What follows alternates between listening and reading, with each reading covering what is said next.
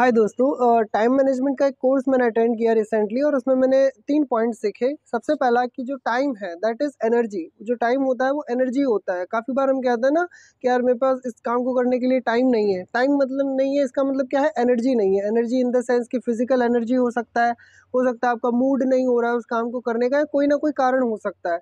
तो ऑथर कहते हैं कि बजाय हम टाइम को मैनेज करने की कोशिश करें, हमें कोशिश करना है कि हम अपनी एनर्जी को मैनेज करने की कोशिश करें।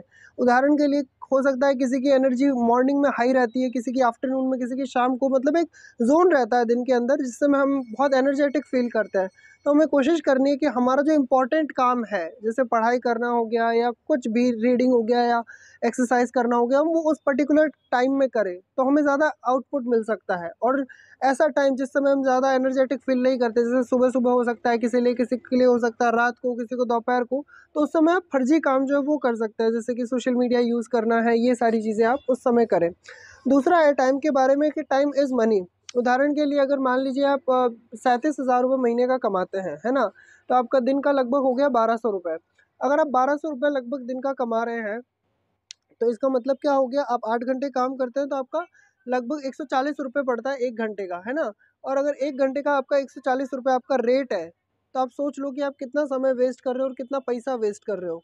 और अगर आप अभी नहीं कमाते हैं तो आप सोच सकते हैं कि जब आप अर्निंग करेंगे, तो उस समय आपकी सैलरी क्या होगी। फॉर एग्ज़ाम्पल अगर आप चाहते हैं कि मेरी सैलरी एटलीस्ट 50,000 रुपीज़ हो, तो उसको डिवाइड कर दो 22 से। मान लीजिए आपको 22 दिन काम करना होता है महीने में 22 से, और फिर डिवाइड कर दीजिए 8 से, क्योंकि एक दिन में आप 8 घंटे जनरली काम करते हैं। तो आपका जो भी अमाउंट आ रहा है, आप समझ लो कि 1 घंटे का मान लो 500 रुपये भी आ रहा है, तो आप समझ लो कि आप अगर 5 घंटे वेस्ट करते हो तो आपने 2500 रुपये वेस्ट कर दिए, है ना?